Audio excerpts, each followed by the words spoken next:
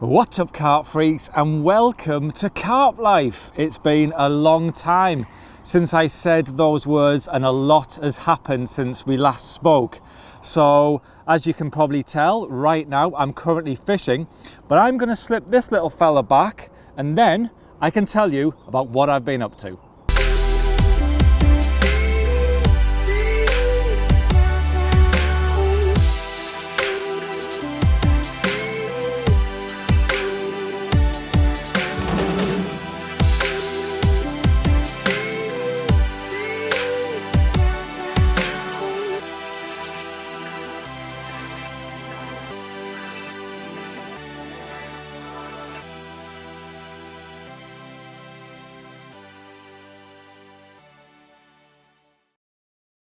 Now, a lot has happened since we last spoke, and it's going to be impossible for me to tell you everything that I got up to.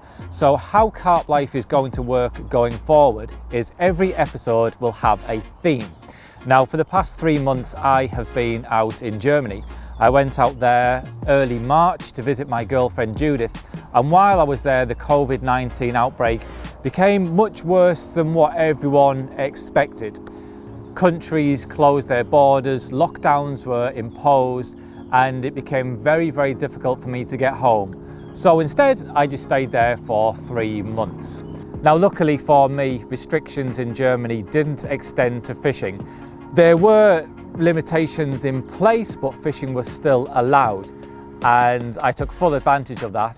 And over those 3 months, I did manage to get in quite a lot of fishing time. So let me tell you a bit more about that, as well as what else I got up to during my time in Germany. Now, very early on in my stay, I concentrated my fishing on Judith's own private lake. It's a beautiful lake set in the Bavarian woods. It's quite a small lake. It's around probably 2.5 acres in size. Good stock of fish though, up to around mid-20s. But early on, the weather was so cold, much colder than it was back in the UK. Nighttime temperatures were plunging to -7, -8s, so the fishing was a bit tricky. In the coming sessions, I was able to catch a few fish, but nothing of any size. I think the biggest fish I caught was probably around mid-doubles. And with lockdown restrictions tightening, I felt if I was to be here in Germany for a little while longer, I would like to have a chance of catching something a little bigger. But luckily for me, Judith had a friend who had a lake just a 7-minute drive away. And this held fish to mid to upper 30s. So Judith made a few calls, got me permission to fish the lake, and I went down as soon as I could to check it out. Now, my plan of attack for the first session was to use small boilies, pellets and sweet corn. And at this stage I was using a bait boat and sending the bait and the rigs underneath the overhanging trees where it would be impossible to cast. And it didn't take me long at all to get the first bite. Within just a matter of minutes, I had my first carp on the bank, but it did turn out to be much smaller than I was expecting. I think from memory it was around 7 or 8 pounds. And just a few minutes after replacing the rig, it was away again with another fish of around a similar size. And that's pretty much how the day continued. I mean, these are no doubt going to be very big fish in a few years. But right now, they're being a bit of a pest. Now, I did manage a few more sessions on this beautiful little lake. And again, by fishing with boilies, it did make a difference. I was able to catch quite a few mid to upper double figure fish, but I didn't get into those mid to upper 30s, which I know are in the lake. So I instead turned my attentions to a place even closer to Judith's house. Well, this is the view from our upstairs office window, and about 100 meters away at the bottom of that field is the River Narb. And it's a beautiful stretch of river, some really nice spots. And I've been in Germany for about a month now, and Judith has only just told me that that river actually has quite a large head of carp in it. Why she's just telling me this now, I don't know. But what I thought I'd do, I'm going to start introducing a bit of bait, do a bit of pre-baiting. I mean, it's so close I can walk down there whenever I like, with some boilies and pellets and some corn, and I'm going to do some pre-baiting. Then next week I'm going to give it a go. I'm going to see if I can catch myself my first German river carp. Now I really didn't know what to expect on this first session. Conditions were not great. We went down there middle of the afternoon, temperatures around 25 degrees, and I thought if I was to get any action it would likely be as we go into the evening. I didn't know what sort of numbers of nuisance species were in the river, bream, chub and the likes. I didn't even know exactly the stocks of carp in the river. So this was so exciting, and I really didn't expect what happened next.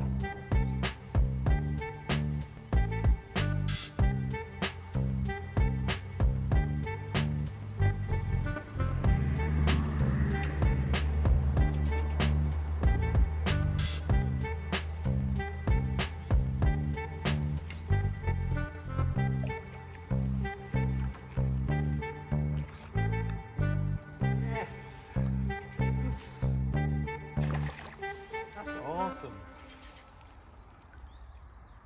Look at that. That's a cool car. That's a really cool car.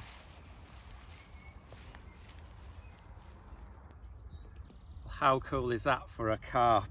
I really wasn't expecting to catch anything at all today, not until this evening anyway. So it came as a complete surprise to get an absolute screamer in the middle of the day.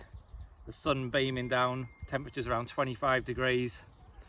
And yeah, just after an hour and a half's fishing, we've got this awesome looking mirror. I am so chuffed for that, so chuffed. And what's even better is it's just 100 meters from the house.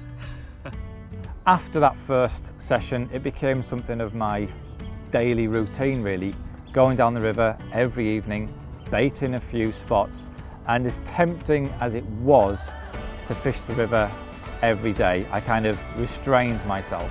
I felt if I was to fish those same spots every day, the fish would very likely disperse and it would become much harder work. So I did limit my sessions. I think it was the next week when we had another session, and this time it was Judith's turn to get in on the action. So Judith is playing her first ever river carp. Do you want me to land it for you?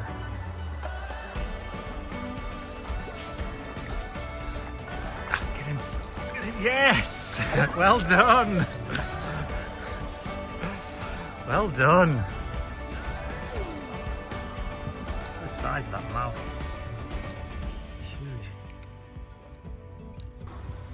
So I live 100 meters away from the River Narb, but I never fished here before. But today I did it, and this is my first ever river carp, which is pretty nice. And it's definitely a bit bigger than mine as well. I think that's probably, I think that's close to 20 pound actually. So yeah, you've outdone me again. And it's awesome because we've only been here less than 2 hours, about an hour and a half I think we've been here. So to say you live 100 meters from the river, and you can pop down and in an hour and a half's fishing, you can catch fish like that. That's awesome. I want to come again. Tomorrow. Tomorrow, definitely. Well done, that's great. Thank you. After catching 2 carp in 2 very short sessions, I became quite addicted to that little river. And I decided to check out a few other locations, all within very close proximity, within 5 or 10 minutes. There's so much river. The river itself it's not like anything I've ever fished before. It kind of suddenly splits into 2 and 3 and then rejoins together a few kilometers downstream. It's a crazy little river. It's like a labyrinth. There's so much water there. You could fish there for years and not cover it all. But there were some really interesting little spots, some amazing looking locations, and I did feel like this river had the potential to throw up a real surprise.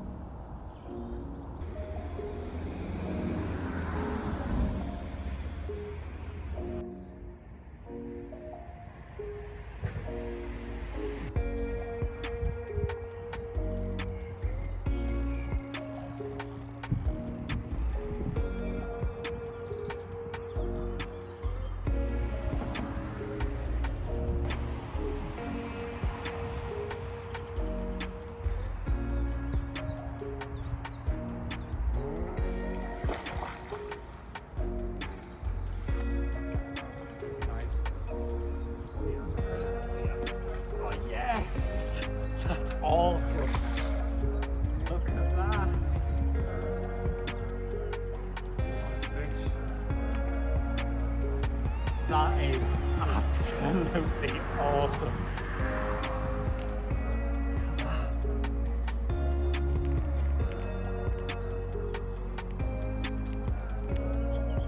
He is absolutely nailed. I wasn't losing that one. We'll have a look at that for a carp.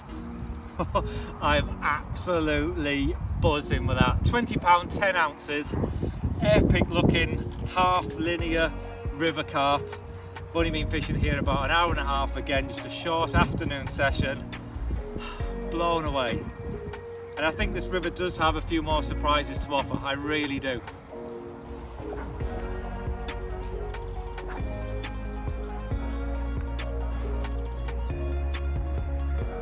Well, I've just caught my first German chub. So having caught 3 really cool carp in 3 very short sessions, the temptation was there to fish that river at every opportunity. But I was conscious that there wasn't that many carp in this particular stretch. And I did feel like if I was to fish it a lot and put a lot of angling pressure on them fish, they would move to other locations or just become very hard to catch. So instead, I looked for new stretches, and there was one particular stretch, just a 5-minute drive away, that looked very, very appealing indeed.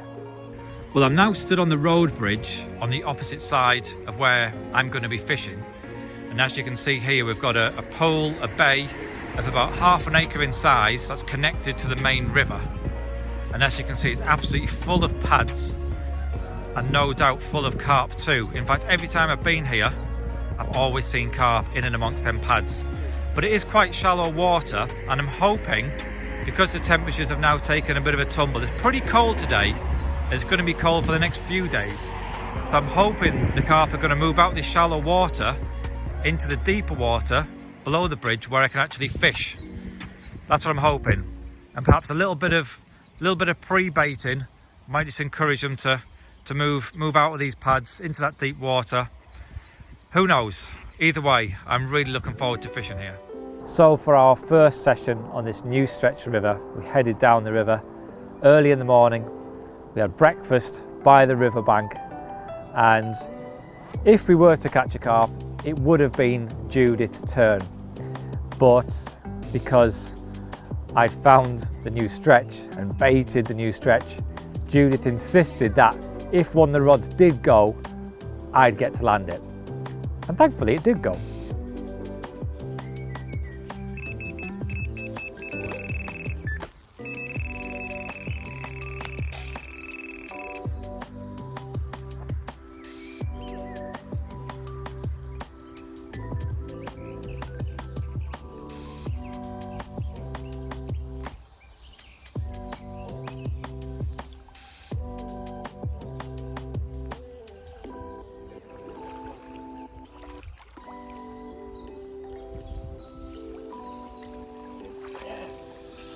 Got him.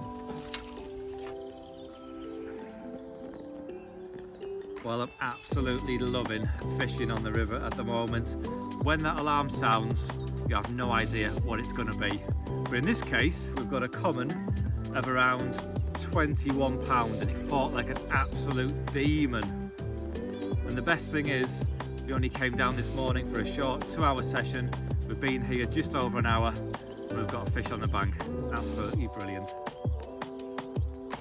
So having caught a few nice carp out of the river, I did feel like it was time to give the river a little bit of a break. I was quite concerned that if I put too much pressure on the fish, they would move to other locations or just become very hard to catch. So instead, I contacted my good friend Stefan Hamsch.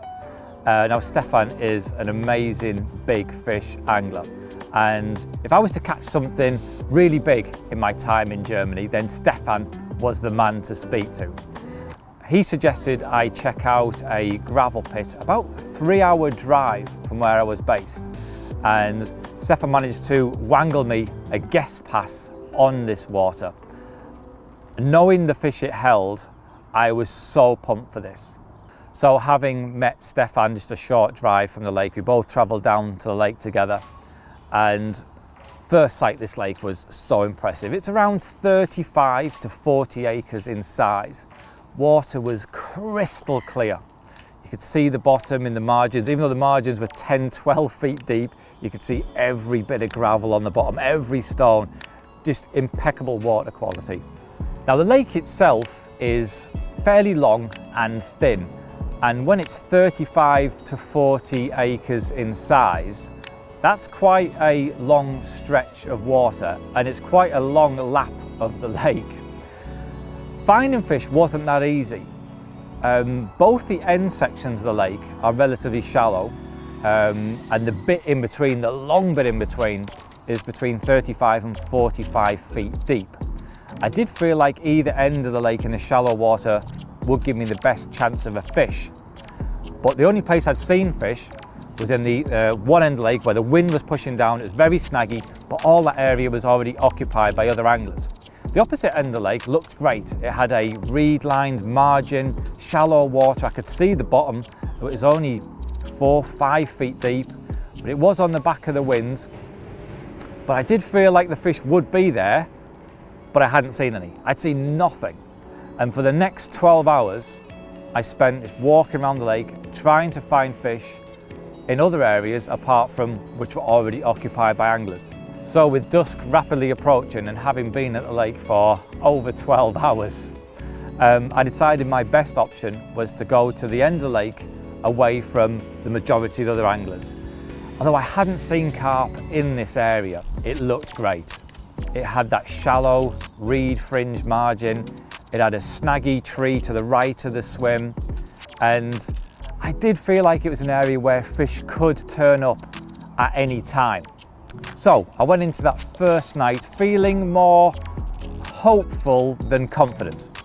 But my confidence increased greatly just a short while after casting out. Within 20 minutes, half an hour of casting out, I began to receive liners on the rod fished down the margin towards the snaggy tree. And that pretty much carried on through the night. There was clearly fish there in the area. Although I was awake most of the night, the liners kept me awake, and I did think, why haven't I caught? Having received liners all night, I thought, why haven't I caught? And suddenly, out of the blue, this happened. Well, good morning everyone, and what an amazing morning it is. We've got the dawn chorus going on, the birds singing away, mist rolling across the lake, and to make it even better,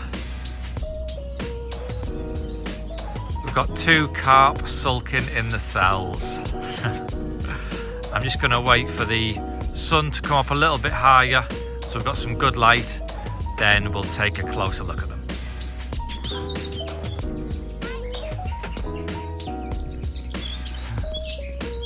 Well, this is the fish I caught a short while ago, just before first light. We've got a lovely, long, lean chestnut common of around, it was about 24, 25 pounds. And if this had have been the only fish I caught last night, I would have been very, very pleased. But I do have a bigger one in the retainer, so I'm going to take a few photos of this fish now, slip him back, then we'll take a look at the other one.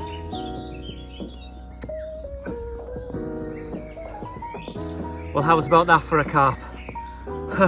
I really wasn't expecting anything like this. When I moved into this swim last night, I wasn't feeling that confident, if I'm honest. I sort of moved in here more on a hunch rather than actually having seen any carp. But not long after I cast out, I started receiving liners on the margin rod. And then it was about 40 minutes before first light, the rod ripped off with this. An absolute powerhouse of a common, 38 pound, 11 ounces. And as you can tell by its shape and the size of that rudder, it gives me a proper battle. That was amazing.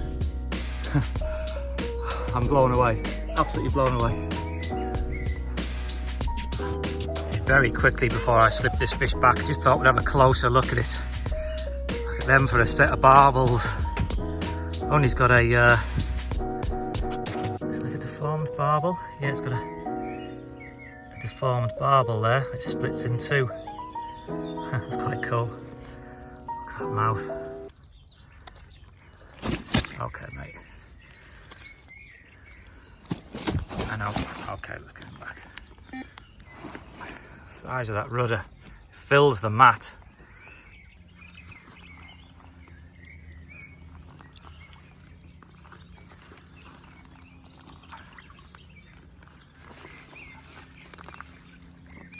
Go on, mate.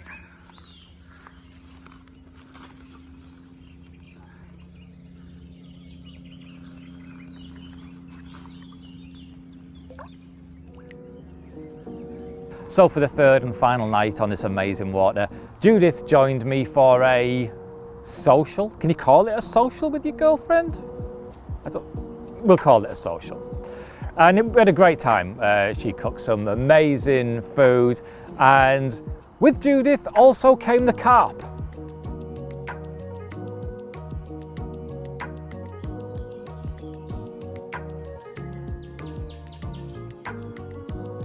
Now, one thing I had noticed during my time in Germany is just how much beaver there is. Well, back home in England, one of the main problems we face that has a great impact on the sport and the rivers and lakes and the environment is otters. But over here in Germany, it's beaver. And here we've got a beaver trail running from this small stream here that goes all the way along to the main river Narb itself, and they really do a lot of damage. I was really surprised. We've been to lots of lakes and stretches of the river where they've felled so many trees and caused so much destruction, and while I've been here in Germany, I have seen so much beaver, probably more beaver than I've ever seen in my life, and I've seen plenty of beaver.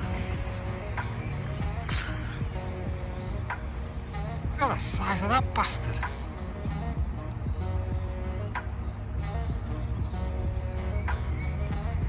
Oh, there's going to be a beaver fight. That's something I've always wanted to see.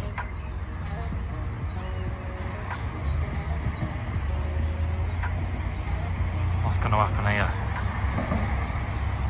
It's going to kick off. It's going to kick off. Oh, that's disappointing. So having given the river a bit of a break for a few days, I was really looking forward to getting back on there. Even more so when I discovered that Judith's dad had managed to secure us fishing on a private stretch of the river. So we were very, very fortunate to be granted permission to fish this stretch. And I hadn't even had a walk down there. I didn't know what sort of features it held. I knew nothing about it. But one thing I knew was I was so excited. Now, there was one swim in particular that really stood out to me. There was a big snag in the river where one of the trees on the far side had come down and was lying diagonally across the river. It was the only major snag along this whole stretch, and it just had to hold carp. And that's where Judith and I decided to fish for our first session. So Judith and I just about to go fishing on the river for a short evening session, and this is all the kit we need for a couple of hours angling. Got a hooking mat there, a bucket to put water in to keep the fish wet should we catch one, and I've got a bag there full of essentials. I've got a couple of alarms there on bank sticks, tackle box, rig box, hook baits, some boilies as well, and of course a bottle of wine and 2 glasses, which is very passion for angling, very carpy. And of course we've got a pair of rods and a landing net, and that's everything. We're all set, so let's go down the river and hopefully we can bag one.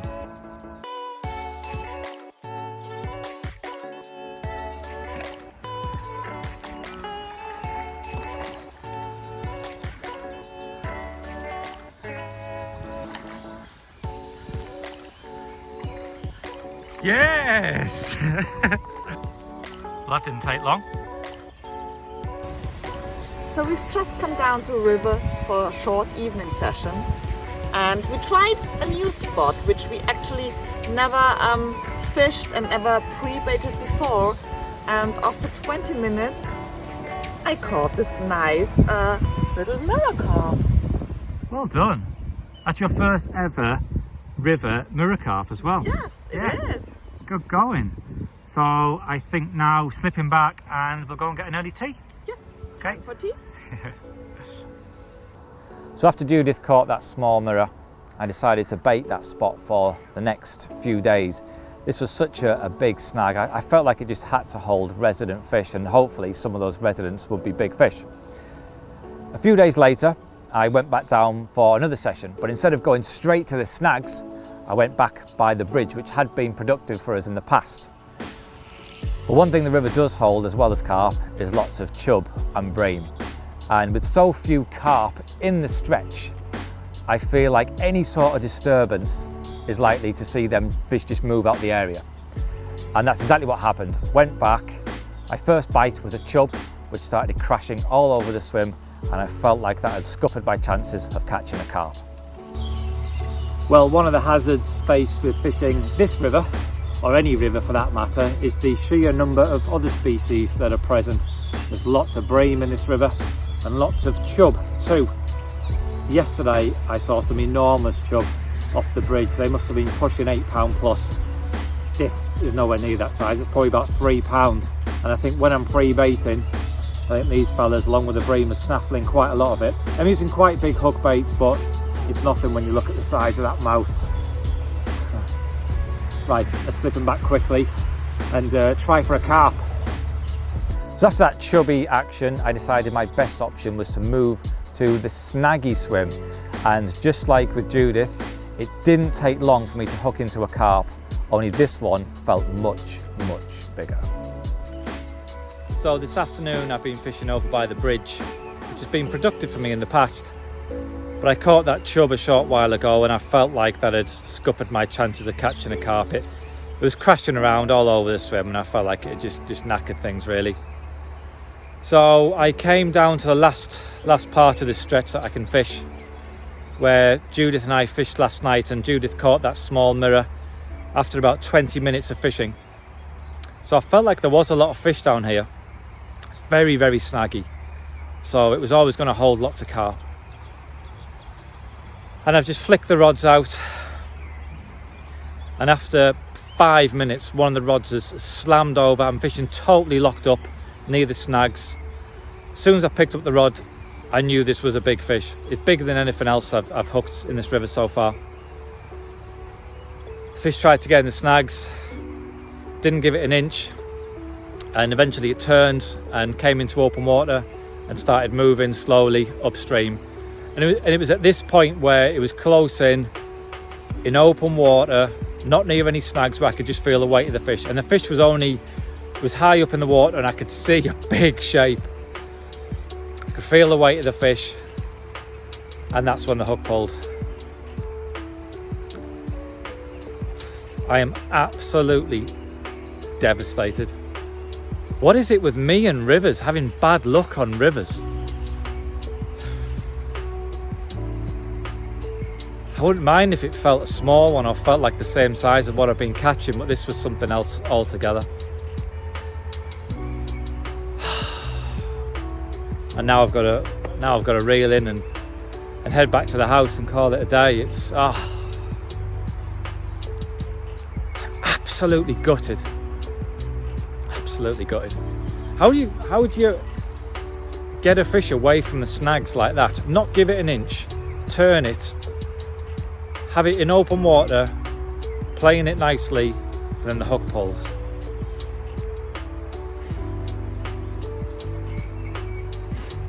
I just can't believe it. I can't believe it. Well, I'm going to put in a little bit more bait. I was planning on fishing a different stretch tomorrow with Judith, but I want to get back down here now.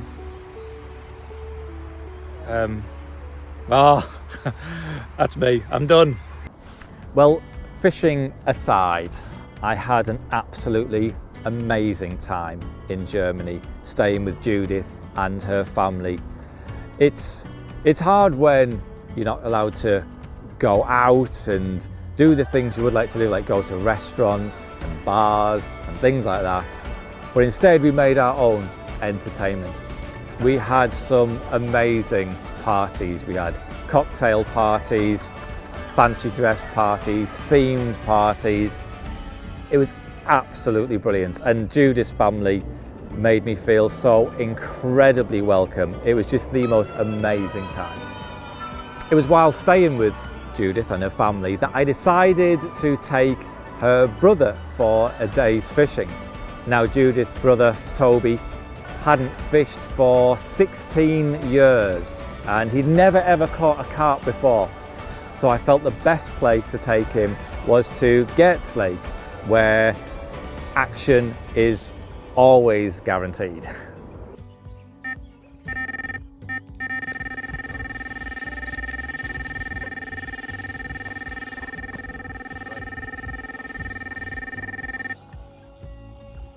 I wouldn't reel in any more line though. Some more pull up. Yeah. That's it. There it is. Yay, well done. Well done. So Toby hadn't been fishing for 15 years? 15 years, 16 years, something like that. Yeah, and you've never caught a carp before today? No. Actually today it's my fourth. But yeah, fourth carp. Yeah, we've been fishing an hour and a half, caught 4 carp. I mean, the first one was actually a personal best, wasn't it, really?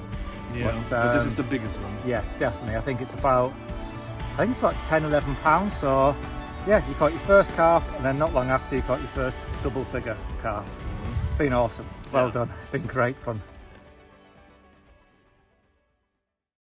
Now, while Judith and I were fishing the river one evening, we noticed a couple come past in a double inflatable kayak. And Judith, being the impulsive person that she is, ordered one on eBay, and then 2 days later it turned up. Now this was great. Not only could we get lots of exercise, but it would allow us to explore the river and really check out all the features in detail.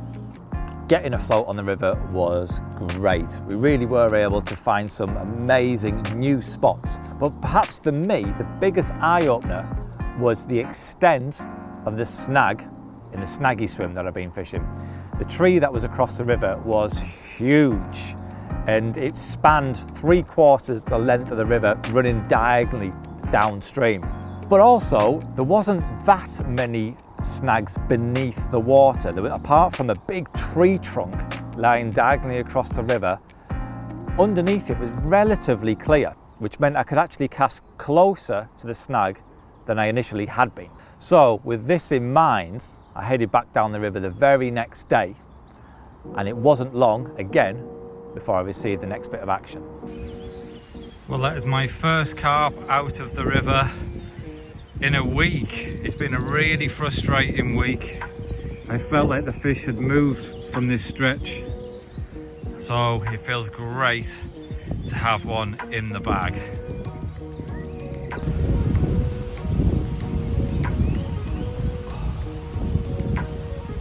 Well, this is my first carp out of the river in a week, and as good as it feels to get a fish on the bank, this capture is tarred a little bit by the fact that it is a repeat capture, and that also goes some way to confirming what I thought, that there aren't that many carp along this stretch. The first time I caught this carp was half a mile away above the bridge, and now I'm at the bottom of this stretch. So yeah, I didn't think there was that many carp along here, but I'm sure with this carp that I haven't caught before. This definitely isn't the fish that I lost the other day, that big fish, definitely not. So who knows, hopefully that big fish is still in the vicinity. But it's an amazing looking carp, it really is. Look at that, absolutely stunning. Right, let's get him back. And that brought my 3-month stay in Germany to an end. I now speak a lot better German than I did 3 months ago, but the journey home, that was a bit of a strange one. If any of you have seen the film 28 Days Later, that opening scene, that's exactly what it was like at the airport. Arrived at Munich airport and it was just absolutely deserted. It was like being in a library. Such a crazy, eerie sensation. But the journey home was a smooth one. I'm now back in the UK and really enjoying my fishing here. Hope you guys managed to stay safe during the lockdown, and hopefully you're now back out on the bankside. Thank you so much for watching this episode. Hope you've enjoyed it, and next time you won't have to wait as long for the next episode. So until then, stay safe and stay carpy.